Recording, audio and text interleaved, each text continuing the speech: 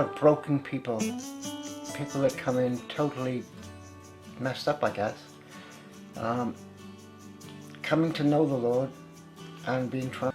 It's taken a long time with some, but it's really starting to bite. We're seeing quite a few people genuinely changing on the inside, and seeing their environments change, seeing their families change. And we've always felt since we've been here, we want to be a healing centre. A centre for people to come in and find Jesus, find healing for their bodies, and their minds, their souls. My oldest son, Jonathan, at the age of 10, he was having trouble getting back pain, and it just got worse and worse and worse. They took x-rays, and on the x-ray it showed that one of his vertebrae was half of the size it should be. Through the tests later on, that it was actually a malignant tumour on his spine. He then had to go through chemotherapy, radiotherapy. They were basically saying that would be it. That would be sort of end of life if he didn't pick up. So on my way to going to see him in the hospital on the Sunday morning, I went into church and I said, I can't stay because Jonathan is seriously ill.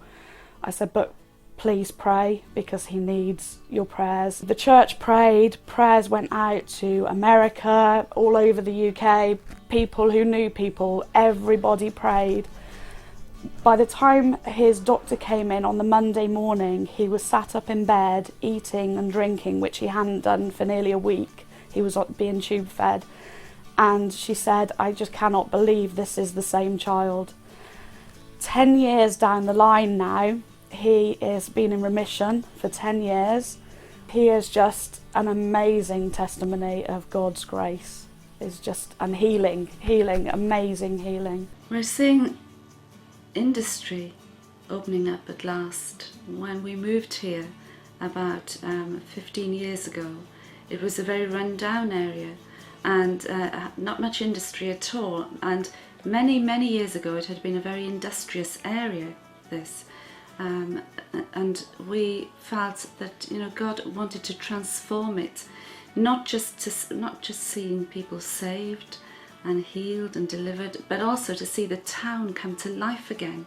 We gathered people to our home to pray, and we'd go out and stand up on high places. There's a hill called Brent Knoll, and we'd walk to take a pilgrimage, if you like, up on Brent Knoll and stand on Brent Knoll and not just pray, but we would worship, pray and prophesy over the area and pray blessing over the area. And we've seen transformation. We've seen industry opening up again, which has been very exciting, and people are finding jobs, not just in this town of Highbridge, but 9 miles away in Bridgewater. It's coming to life. The whole place has had a complete facelift.